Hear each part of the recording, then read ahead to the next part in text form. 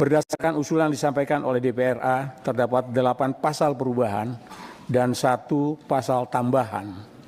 Namun dari perspektif Komenko Polkam, terdapat 2 pasal yang perlu mendapat perhatian khusus dan penelaahan lebih dalam, yaitu usulan perubahan pasal 11 dan pasal 160 Undang-Undang Pemerintahan Aceh. Usulan perubahan pasal 11 berkaitan dengan pengaturan kewenangan antara pemerintah Aceh dan pemerintah pusat.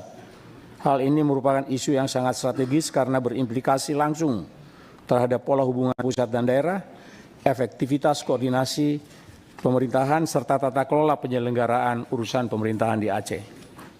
Usulan perubahan yang diajukan DPRA adalah mengalihkan kewenangan sepenuhnya kepada pemerintah Aceh dan menetapkan ketentuan tersebut dituangkan dalam Kanun Aceh tanpa menyebut peran pemerintah pusat dan pembinaan maupun pengawasannya.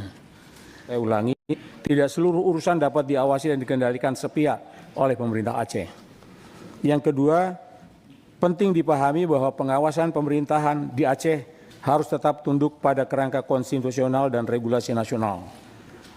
Pemerintah pusat tetap memiliki kewenangan pembinaan, supervisi, serta koreksi terhadap apabila terjadi pelaksanaan pengawasan yang melampaui batas kewenangan atau bertentangan dengan kepentingan nasional.